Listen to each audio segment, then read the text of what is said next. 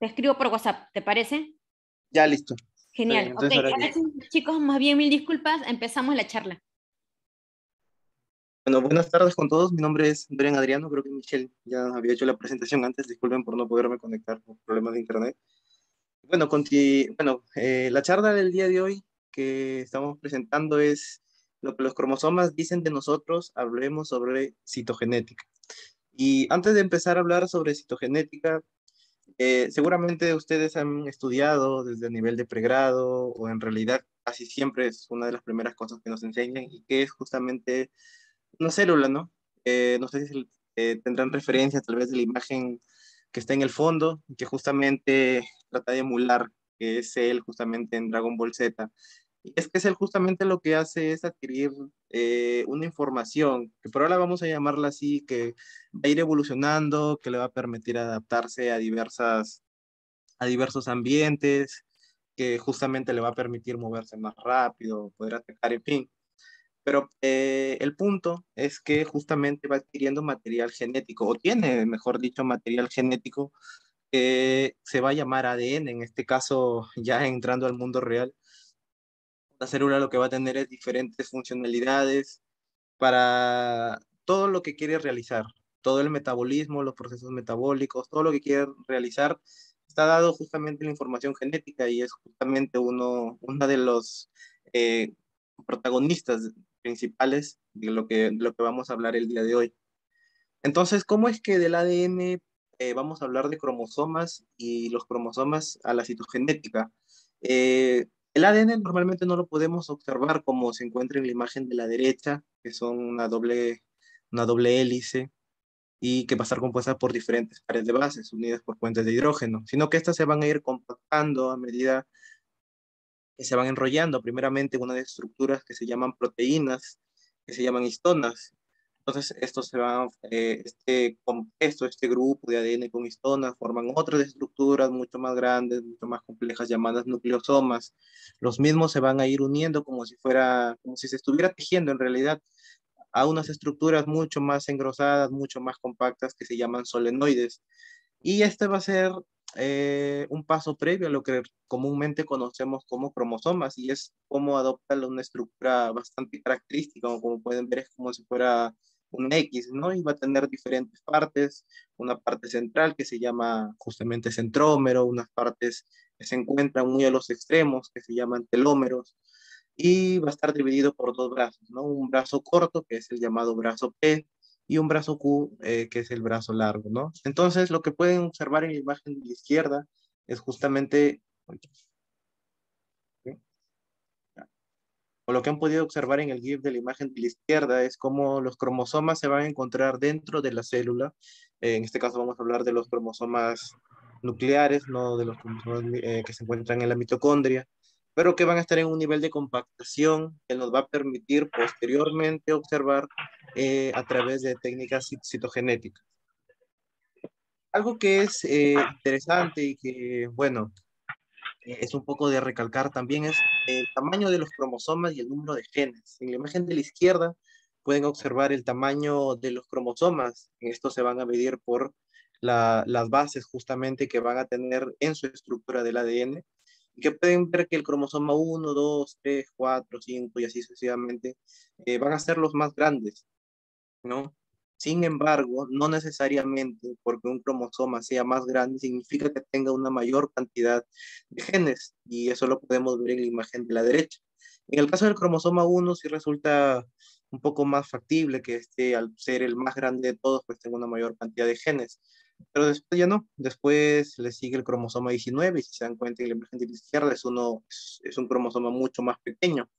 Ahora, si se pueden observar en la imagen B, en la parte final del gráfico en el eje Y, justamente ven tres cromosomas que son 13, 18 y 21, que son un tanto peculiares porque corresponden a anomalías o están involucrados en anomalías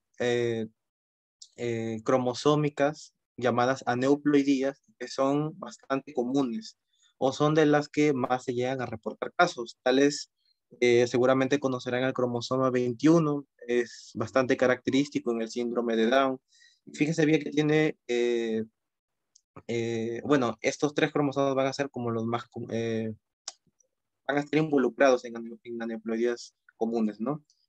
Ahora, otro aspecto que vamos a ver antes de iniciar con la citogenética es justamente cómo este ADN, o mejor dicho, ya los cromosomas se van a comenzar a repartir, podríamos decirle, en células hijas. El proceso de división celular involucra puntos de control, involucra diferentes procesos, pero siendo concretos, vamos a hablar grandes rasgos de lo que es mitosis y meiosis. Básicamente es generar dos células hijas, pero la parte importante es que los cromosomas se van a ir recombinando a través de estas divisiones o a través de estos procesos y con el objetivo de poder generar una variabilidad genética.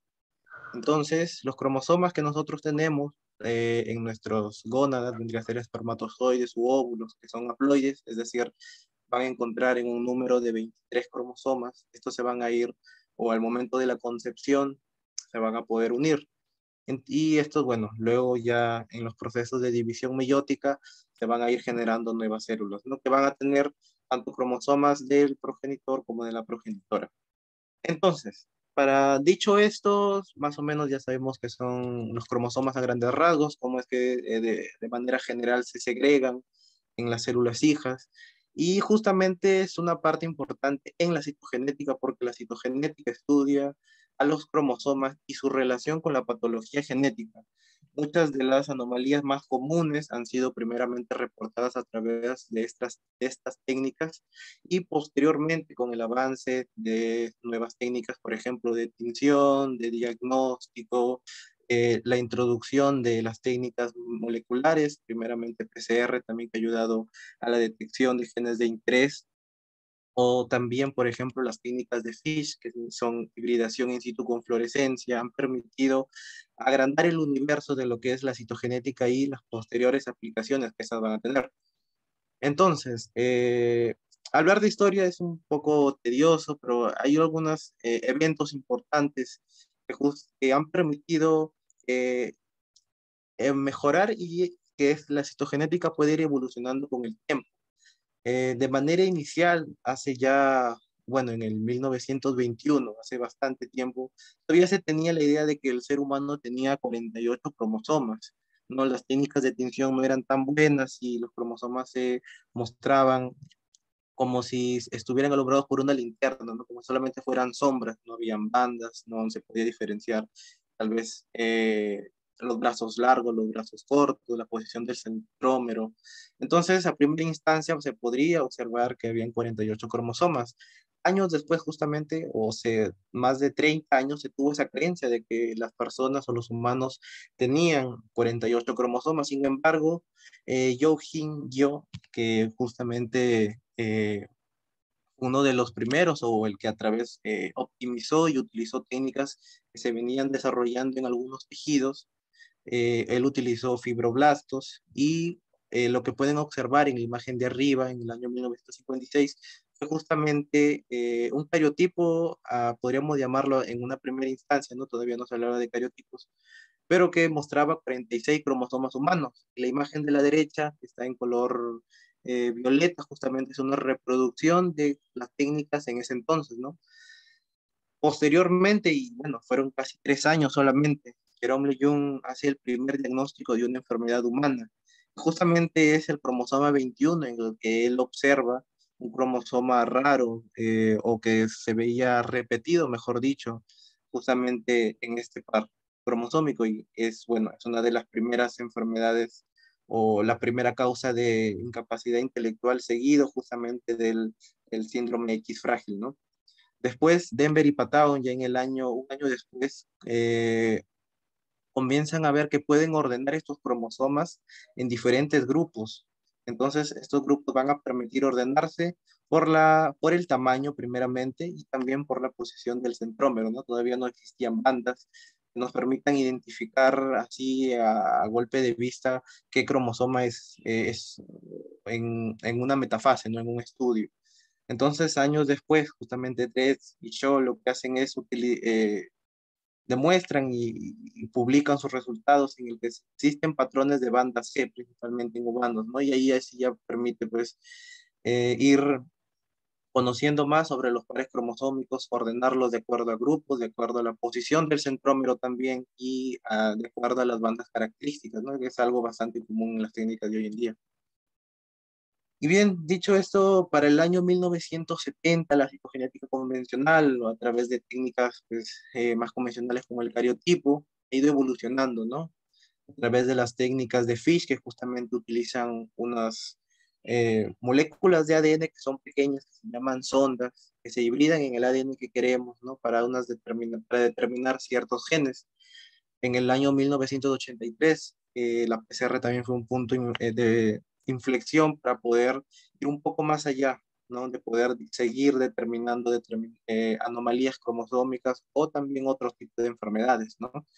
Años después, los arrays justamente es una técnica citogenética molecular que evalúa ganancias o pérdidas, es decir, estamos yendo un poquito más allá, no solamente vamos a ver al cariotipo como tal y si es que hay alguna anomalía bien, sino, no, sino que vamos a ir avanzando y vamos a ir deshilachando cromosoma por cromosoma para ver si es que tiene alguna anomalía que quizá no se puede observar a simple vista, ¿no? Y justamente ya las técnicas de secuenciamiento han permitido evaluar base por base, nucleótido por nucleótido, los diferentes, o a partir de diferentes muestras, nuestro material genético, ¿no? Entonces, en la citogenética, o a día de hoy, se siguen utilizando estas técnicas. El cariotipo sigue siendo una técnica convencional, rutinaria, que sigue estando en uso y que todavía sigue siendo recomendada para diferentes estudios, ¿no? Todavía no se puede dejar de lado porque es una técnica que permite observar el genoma en su totalidad, si bien no a una resolución muy específica o muy minuciosa, sí nos permite tener a grandes rasgos cómo es que el genoma humano se va comportando en una célula. La técnica de Fish, obviamente a través de sondas, brinda un poco más de especificidad, ¿no? Si bien no se puede evaluar todas las anomalías, pero si se tiene sospecha a través de un cariotipo, por ejemplo, si quiere corroborar de una determinada anomalía, pues la técnica de Fish sí nos va a permitir eso, ¿no?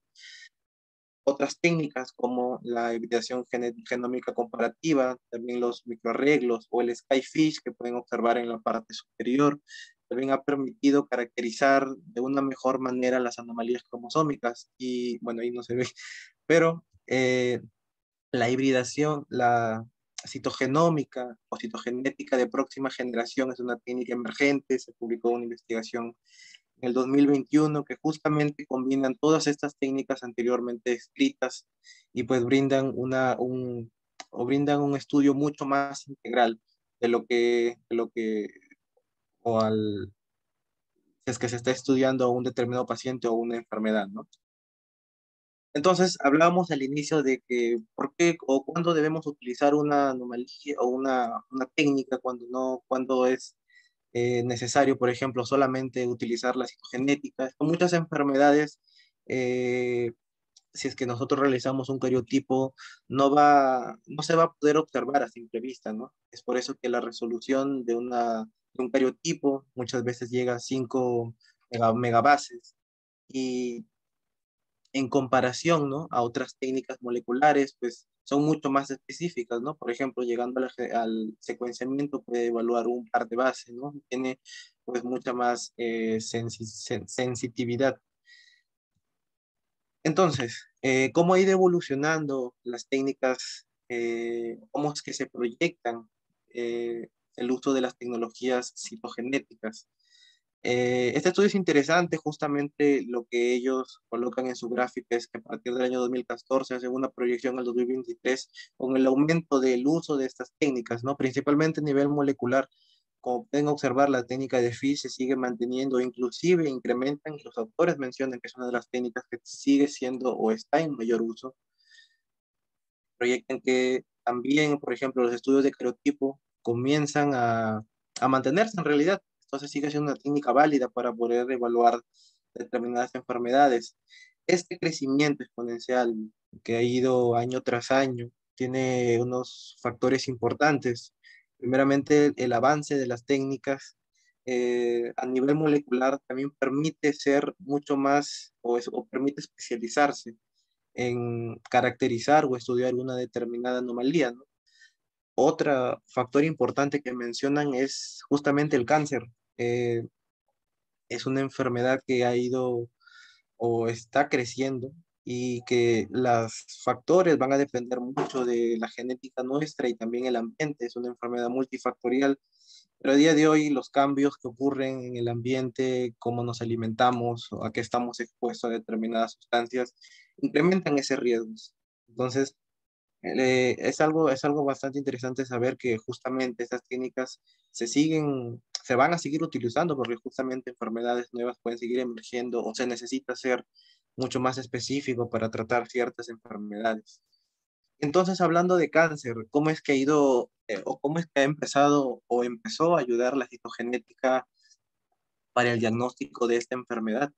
En el año 1960 se determina o se le da el nombre eh, a un cromosoma bastante característico que se llama cromosoma Filadelfia, ¿no? Este es el resultado de la fusión o es característico de la leucemia mieloide crónica, producido por una translocación 922, es decir, material genético del cromosoma 9 se intercambia con el cromosoma 22 y es recíproca, ¿no? Este intercambio de material genético. Entonces, aquí se involucran genes que se llaman BCR-ABL y que es justamente una característica de esta enfermedad crónica, ¿no? A lo largo del tiempo se ha ido tratando de desarrollar fármacos que justamente impidan que esta fusión de genes pues llegue a seguir evolucionando en un fenotipo mucho más desfavorable, ¿no? Uno de los fármacos principales se llama imatinib y es ampliamente utilizado. Entonces la citogenética en cáncer, o al menos en leucemias, que tiene una gran heterogeneidad de diferentes tipos, empieza justamente detectando estos primeros variantes, ¿no? Ahora, la citogenética ha permitido caracterizar numerosos genes en cáncer. No necesariamente es necesario, ¿no? Que exista una mutación o dos mutaciones a nivel de un tipo de cáncer para que justamente se genere todo ese desbalance, sino es un conjunto de genes involucrados que van a desregular diferentes vías de acción. En la imagen de la derecha, por ejemplo, pueden ver la silueta de una persona y están los diferentes genes involucrados por órgano que están involucrados, ¿no? Entonces, son muchos los genes que están involucrados en cáncer, son más de 450 descritos, todos estos involucran protoncogenes, genes supresores de tumores, o sino también genes que están incluidos en la reparación del ADN, ¿no? Entonces, se han descrito muchas alteraciones en más de 54.000 neoplasias humanas, ¿no? Todas estas sirven como marcadores cromosómicos y moleculares que a día de hoy todavía tienen significado pronóstico y que justamente ayudan eh, eh, cuando una persona, bueno, tiene una determinada enfermedad, ¿no? Bueno, continuando con esto, el cariotipo humano, bueno, hemos hablado de cromosomas y que justamente, bueno, las personas tenemos 23 pares de cromosomas, los hombres tenemos cromosomas X y Y, las mujeres dos cromosomas X, que básicamente un cariotipo es cómo se va a empezar a evaluar, ¿no? A través de técnicas convencionales. Es la disposición ordenada de los cromosomas. Ustedes pueden ver que están por pares, uno, 2, 3, 4, 5, adyacente al uno del otro, ¿no?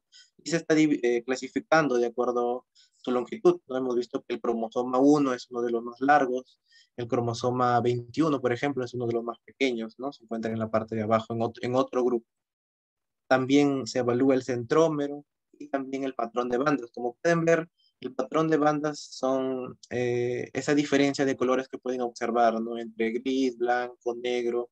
Si se dan cuenta, cada uno tiene un patrón diferente que lo caracteriza, ¿no? Y a nivel citogenético en el análisis permite justamente identificarlo.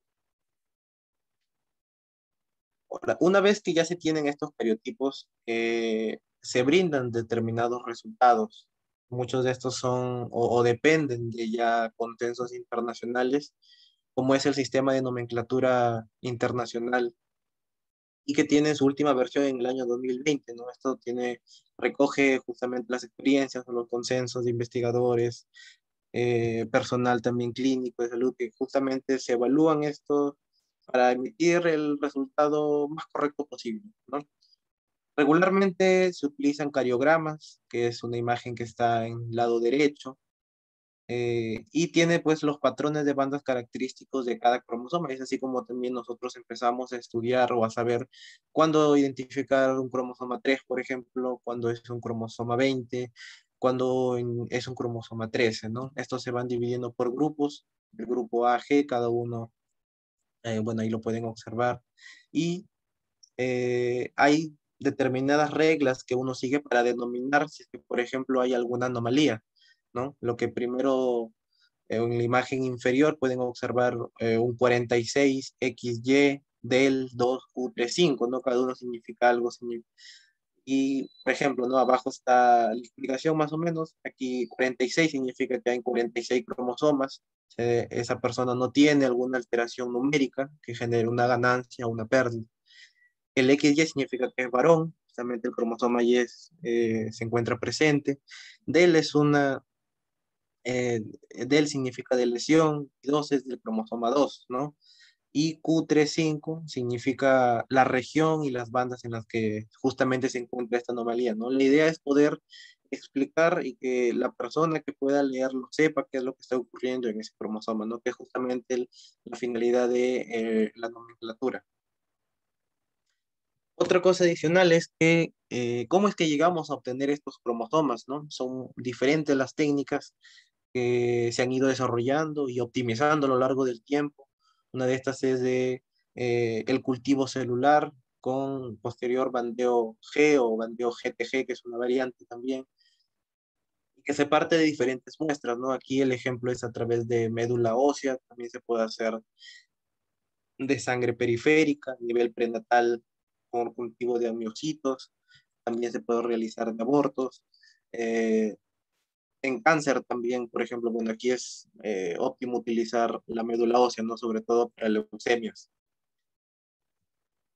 Y luego hay otras técnicas que también han impulsado a la citogenética, ¿no? Aquí en esta imagen, en la figura A, pueden observar los cromosomas de Gio y Laván, ¿no? Que son los primeros que comenzaron con este proceso ya un poco más optimizado. Pueden ir viendo que se han ido desarrollando a lo largo de los años bandas Q, utilizan unas sustancias que llaman finacrina, banda C, que justamente permite estudiar a los centrómeros específicamente, las bandas R, que es un inverso a lo que son las bandas G, las bandas blancas se ven oscuras y las oscuras se ven blancas, ¿no?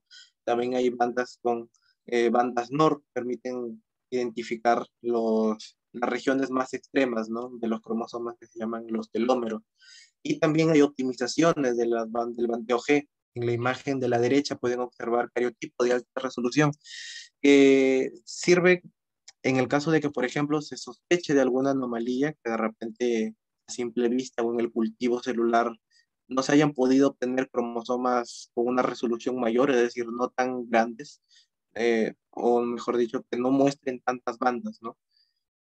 Estos cromosomas regularmente se obtienen en profase, es decir, eh, una fase antes, ¿no? Entonces permiten que tenga mucha mayor resolución. Aquí pueden observar fotos, no imágenes de cómo es que se pueden observar en un microscopio los cromosomas. Regular se les llama metafases, todavía no están ordenados, como pueden ver, así es como el investigador o el clínico lo puede ver, ¿no? Entonces, un segundo paso que es empezar a ordenar, ¿no? Cuando ya al inicio nos podemos valer, bueno, los que hacemos citogenética, de armar ordenar los cromosomas, ordenarlos, tal vez pegarlos, pero también con la experiencia se puede ir observando el juego del calamar. Sí. Entonces es como ir ordenando los diferentes cromosomas, ¿no? En el microscopio pues resulta un poco difícil, pero ya con el tiempo se va haciendo más rutinaria la labor. Y a la derecha justamente ya ven lo que es el cromosoma o el cariotipo, ¿no? Que ya vendría a ser los cromosomas ordenados justamente por la morfología, el tamaño, el centrómero y el patrón de bandas, ¿no?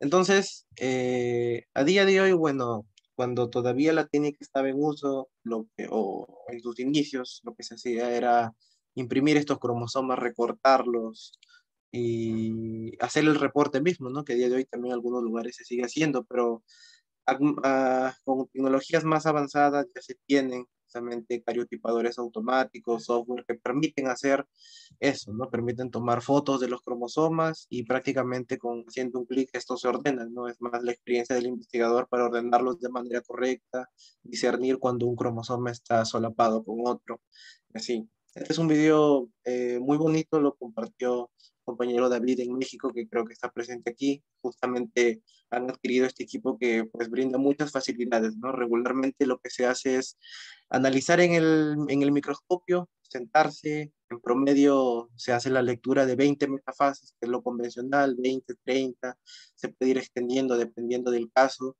Pues en algunos casos la calidad obtenida después del cultivo, bueno, los cromosomas no son los óptimos para evaluar, entonces genera un desgaste de vista y en realidad es cansancio también, ¿no? Pero a través de esto ustedes van a poder observar que es mucho más fácil hacer el conteo, ¿no? Ya con técnicas mucho más automatizadas. Observan las láminas que pueden ir pasando justamente por los objetivos y va haciendo un screening de todos o todos los campos posibles y va detectando diferentes metafases, ¿no? Vengo a observar ahí, son muchas metafases que en realidad eso de manera manual pues toma tiempo, ¿no?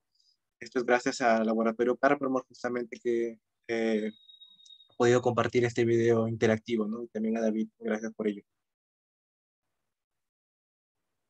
Entonces, ¿cuáles son las ventajas de las técnicas citogenéticas, al menos las convencionales? Algo que les había comentado al inicio es el análisis completo del genoma, ¿no? Podemos observar todas las cadenas de ADN prácticamente compactadas. Si bien no podemos tener mayor resolución, nos viene un panorama general, ¿no? Es una técnica de bajo coste y disponibilidad, ¿no? No requiere de equipos demasiado especializados. eh, las técnicas tampoco, bueno, los reactivos no son difíciles de conseguir o no son tan limitados, ¿no? En ese aspecto.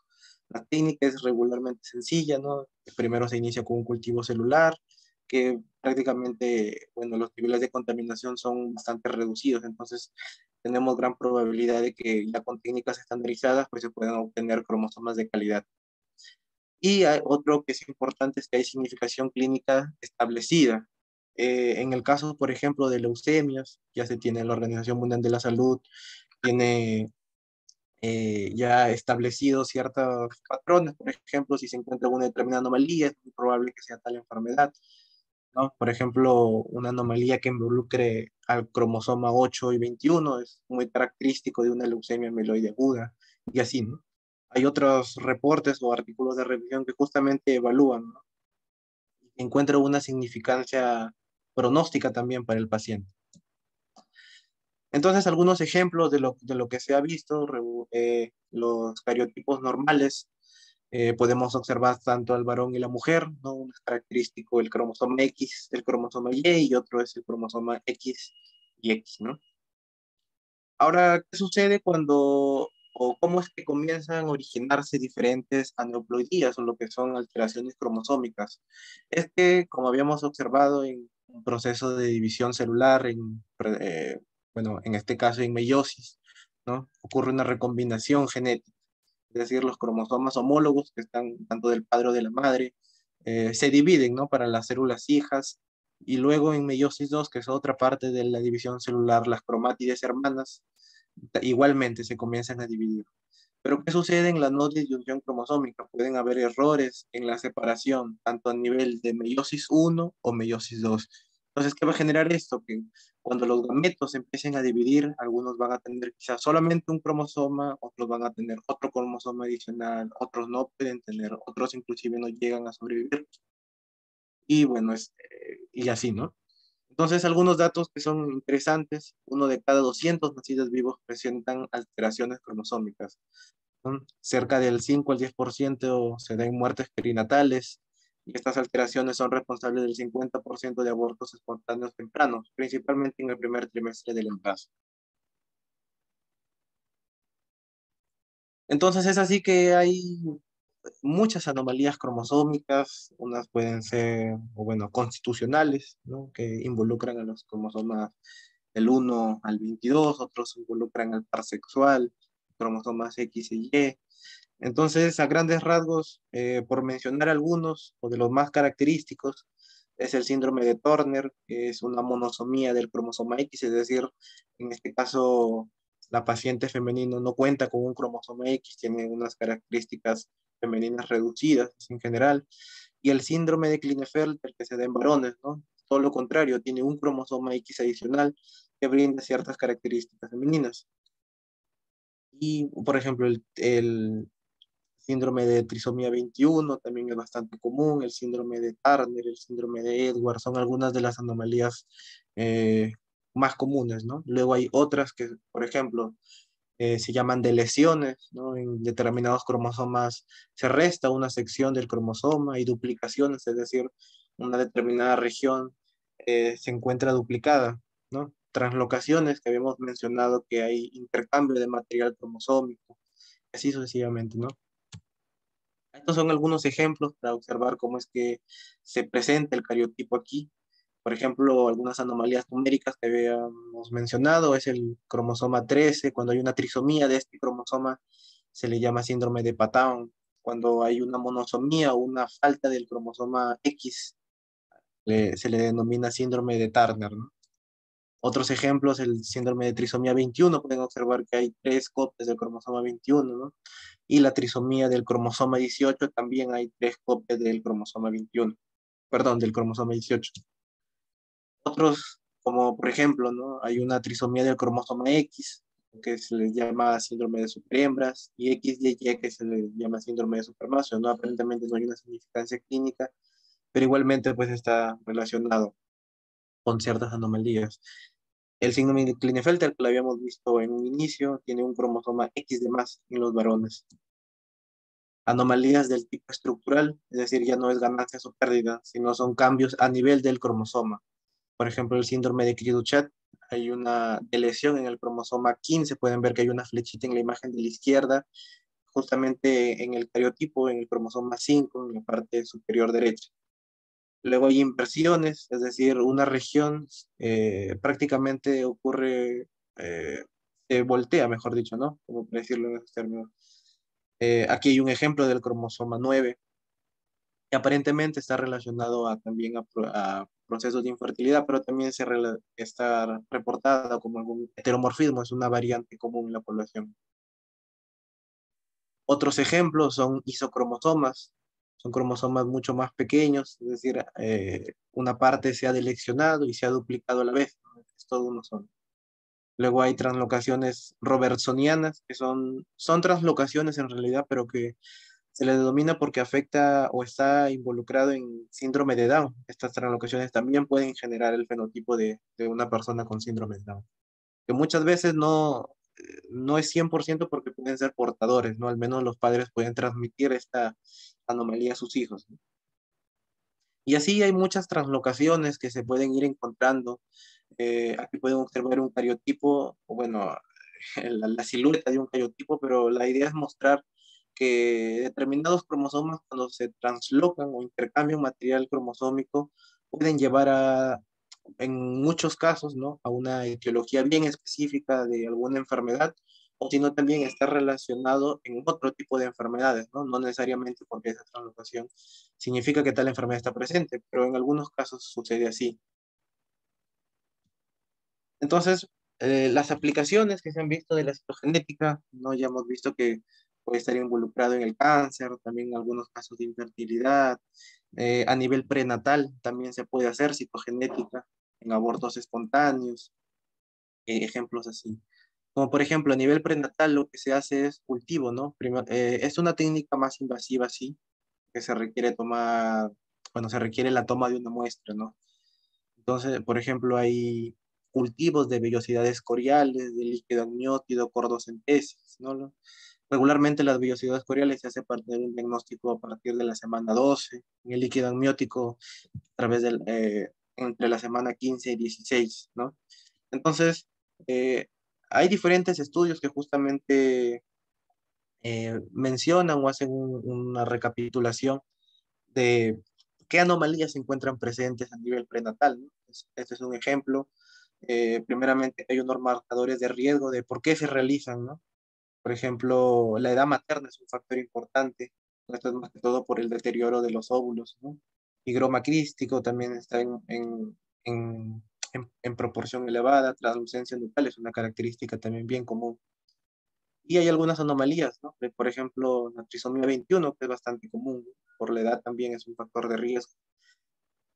Trisomía 18 genera síndrome de Edwards, monosomía X, síndrome de Turner, trisomía 13, síndrome de Patau, y así, ¿no?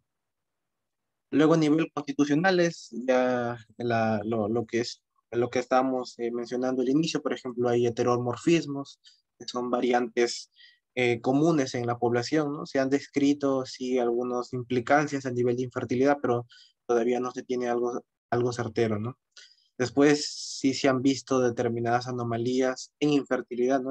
Es algo bastante complicado de estudiar porque involucra muchos factores, ¿no? Por ejemplo, en infertilidad se ha encontrado, bueno, y cuando ya hay un síndrome, pues es mucho más habitual. Hay un síndrome de Turner, ¿no? Se está encontrando aquí, mosaicismo del síndrome de Turner, es decir, todas las células no tienen una carencia de un cromosoma, del cromosoma X, ¿no? También en personas aparentemente normales, ¿no? 46XY, pues son diferentes casos, ¿no? También el estudio de abortos espontáneos, por ejemplo, aquí hay resultado de 540 alteraciones numéricas.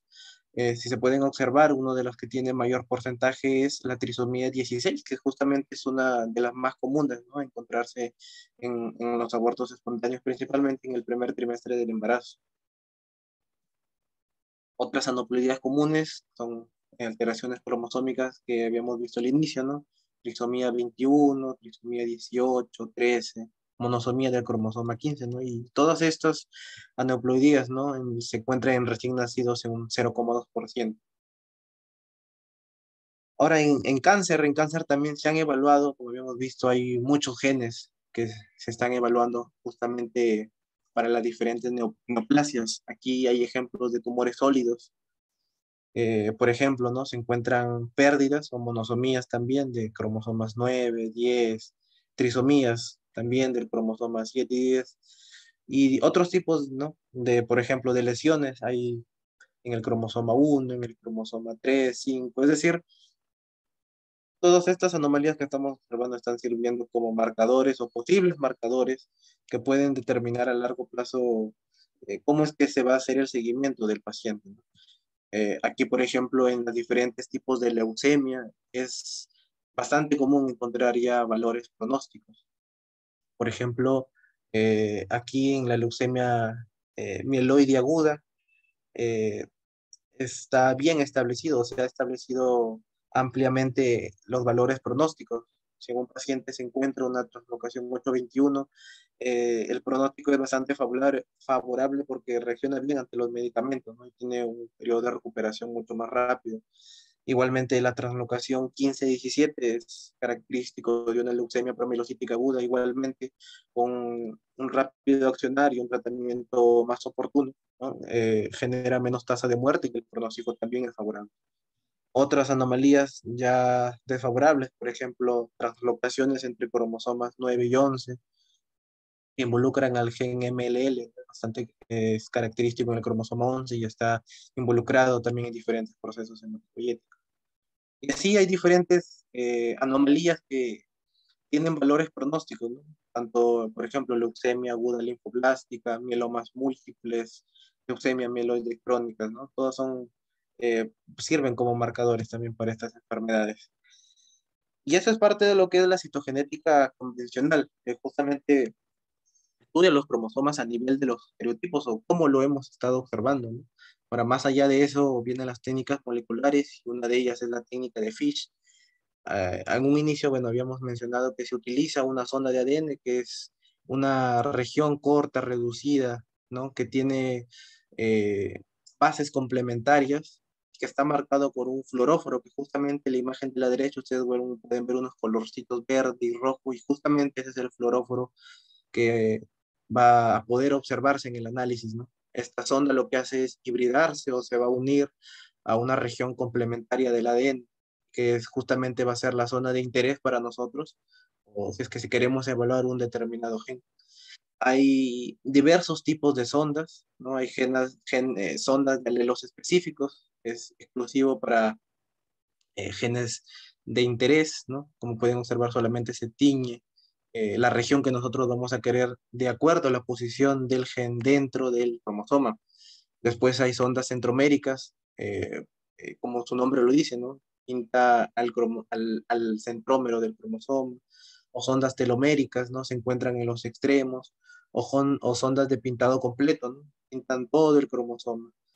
Regularmente hay, a ver, ah, con las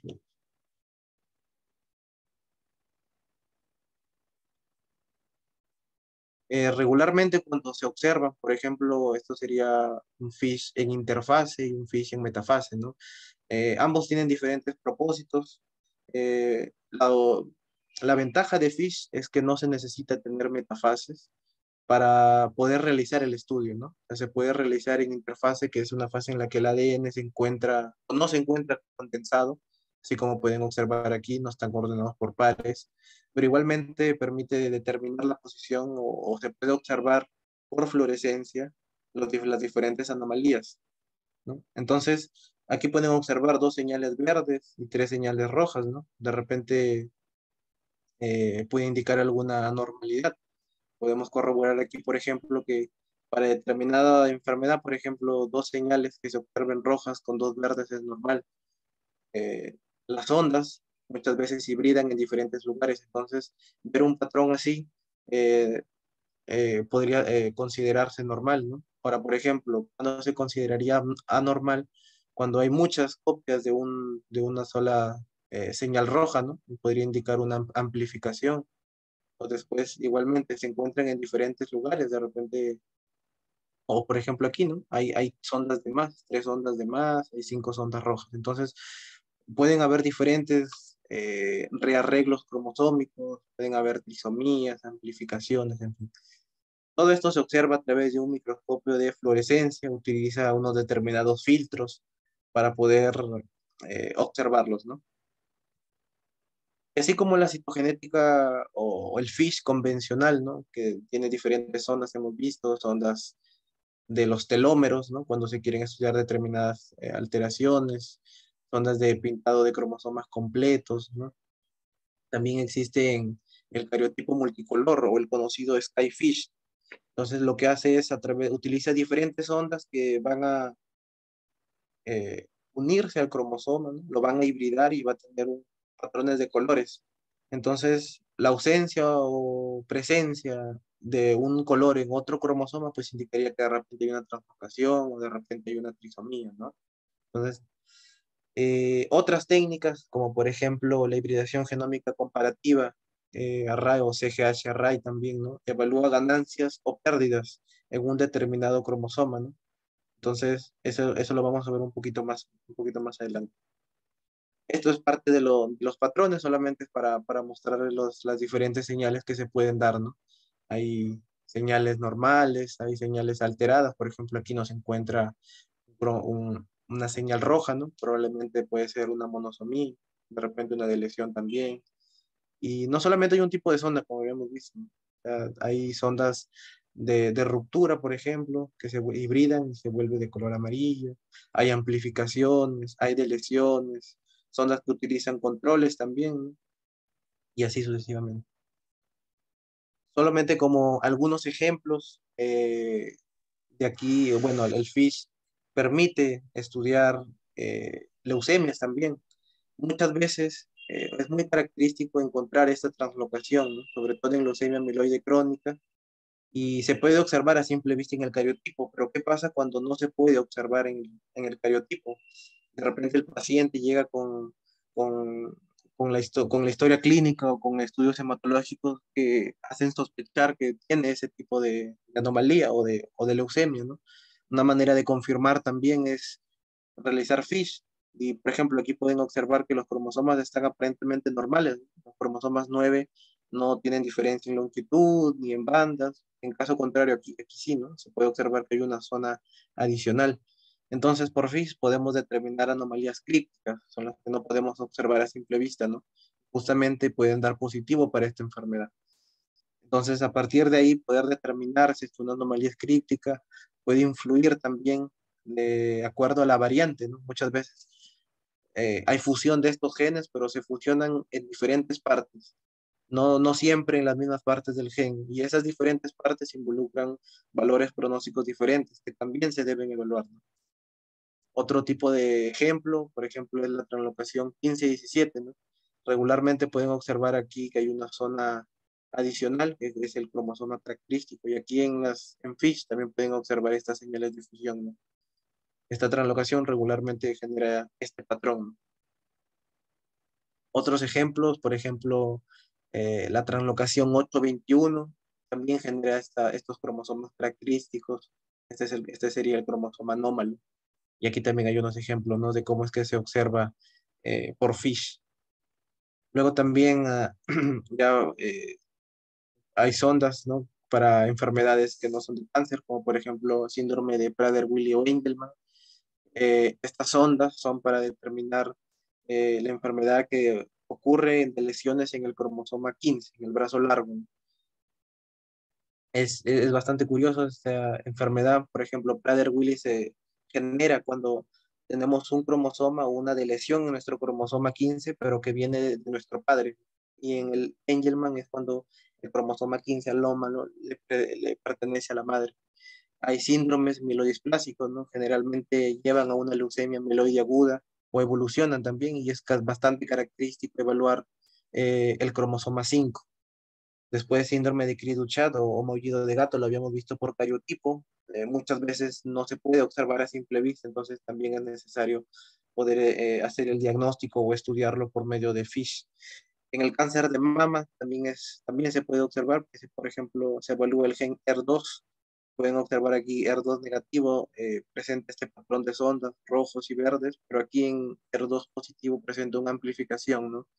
Entonces eso también se evalúa para el pronóstico. En cáncer de pulmón y en melanoma también, por ejemplo, el gen ALK también se estudia en el cáncer de pulmón. Pueden observar dos ondas o dos señales rojas, verdes. Aquí también se pueden observar señales de fusión adicionales. Melanoma igual, el gen RRB en el cromosoma 6, gen MYB. Aquí ya se utilizan más grupos de sondas, ¿no? Para poder estudiar todas estas anomalías posibles. Ya para la parte final también hay el Skyfish, que son sondas que se hibridan por completo a los cromosomas. Esto se llama un cariotipo espectral. Y, por ejemplo, en la imagen inferior pueden observar que el cromosoma 1, que está de amarillito, está pintado de verde, ¿no? Y este verde corresponde a este cromosoma X. Entonces, y aquí el X no presenta esta región amarilla, sino que es blanca al parecer, ¿no? Probablemente pueda ser a otro cromosoma, puede ser del cromosoma 3, cromosoma 9, que se han ido translocando en realidad. Entonces, lo que permite esto es evaluar diferentes anomalías a la vez. También otras técnicas citogenéticas moleculares que se han venido desarrollando son los arrays genómicos. Esto es una técnica que utiliza pocillos que están marcados con o bueno, presentan oligonucleótidos, ¿no? Son partes del ADN o cómo se va formando el ADN. Son unos pocillos, se coloca una muestra que se va a evaluar, una muestra que nos sirve de referencia, y a partir de, si es que una presenta más fluorescencia, por ejemplo, una se pinta de un color, otra de otro color, nos puede indicar, ¿no? Tanto si, por ejemplo, aquí se pueden encontrar de lesiones, aquí en esta imagen, por ejemplo, pueden observar que hay una carencia podemos decirlo, de esta zona de color azul, ¿no? Entonces podría indicar una de lesión. Aquí, por ejemplo, hay una duplicación. En esta zona azul, por el contrario, está mucho más marcada, ¿no? También se puede, o se puede deducir eso, ¿no? Es complementario lo que es aquí la citogenética convencional y con el FISH. Aquí también, por ejemplo, hay de lesión en el cromosoma 18, también permite determinar, ¿no? Si es que, o ya a nivel de mucha más resolución, ese tipo de anomalías. Y algo que es bastante nuevo, que recién se había venido dando, es la citogenética de próxima generación, ¿no? ¿Qué es lo que se viene para la citogenética o cuáles son los avances que se tienen? Lo bonito sería tener una sola técnica que permita realizar todo esto, ¿no? Sin embargo, esta técnica también presenta ciertas similitudes, igual que la anterior habíamos visto, ¿no? No se pueden determinar anomalías, eh, o bueno, no, estas permiten determinar anomalías, ganancias o pérdidas, pero no otro tipo, como translocaciones recíprocas, por ejemplo.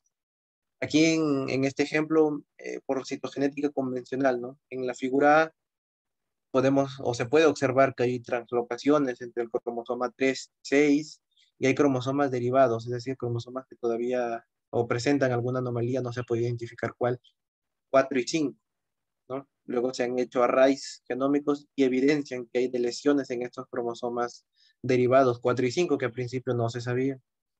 Entonces, luego lo que permite el mapeo genómico óptico es identificar, ¿no? Hay cambios en todos los cromosomas, en el 4, en el 5, en el 3, en el 6, en el 3, pero además también hay translocaciones en el cromosoma 3, 4 o anomalías en los cromosomas 4 y 6, ¿no? Y también inversiones. Entonces, ¿cuál es el próximo paso para la citogenética? ¿Cómo es que ha ido avanzando, ¿no? Desde que recién se pudieron establecer estas técnicas para estudiar a nuestros cromosomas, aplicarlos al diagnóstico e investigación, ha habido diferentes, o ha ido evolucionando, ¿no? El FISH, el CGH, los cariotipos espectrales, la secuenciación, se están descubriendo nuevos marcadores, hay nuevos fármacos diana justamente para determinadas enfermedades que tengan genes de fusión que justamente se pueden atacar a nivel a ese nivel, ¿no? Las nuevas técnicas que se siguen desarrollando, los nuevos equipos, los nuevos conceptos. Entonces, todas las técnicas o todo apunta que el diagnóstico, la investigación debe ser integral, ¿no? No solamente abarcar un cierto punto, sino seguir tanto como se pueda dentro de las posibilidades, ¿no? De cada laboratorio, de cada hospital. Eh, algo para acotar adicional, los citogenética convencional, el cariotipo, si bien podría ser una técnica muy fácil, muy tal vez rudimentaria en algunos aspectos, sigue siendo de utilidad, ¿no? Principalmente, o por ejemplo, en el reporte de casos se pueden ver anomalías muy raras, translocaciones también poco frecuentes, genes de fusión que antes no se observan eh, en determinadas enfermedades, ¿no? Entonces, a pesar que sigue siendo una técnica básica, todavía sigue siendo o se debe seguir usando. Es por ello que todavía tiene un valor pronóstico dentro de las guías y no debe dejarse de lado, ¿no? Más allá de que las técnicas moleculares son mucho más precisas, muchas veces no permiten estudiar al genoma completo, ¿no? Bueno, adicionalmente, es parte de la información que también me ha ayudado a mí en la etapa de pregrado a poder estudiar algo de lo que es este campo, ¿no? La base de datos de Mittelman tiene mucha información de diferentes tipos de cánceres, tanto sólidos como de leucemias y linfomas. Se pueden ordenar inclusive por tipo de anomalía, por punto de ruptura, por dónde afecta, por morfología, por edad, por sexo, ¿no? Es bastante útil. Después, el Atlas de Genética y Citogenética en Oncología y Hematología también ha sido actualizado, también, bueno, ha sido actualizado y también recoge bastante información, ¿no? De lo que son anomalías. Justamente muchas de las imágenes aquí son de ahí.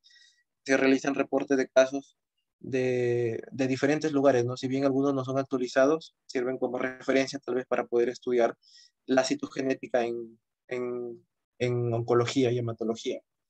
Eh, algo que, bueno, Me ha servido también para poder practicar el armado de los cromosomas, ¿no? Es una página que se llama Karyotyper, que tiene justamente un software que es gratuito, ¿no? Te permite un uso de 30 minutos, pero si cierras y se vuelve a entrar, pues puedes mantener los avances que tienes y eso permite importar las metafases que tú tengas en fotos, y justamente las puedes ordenar, ¿no?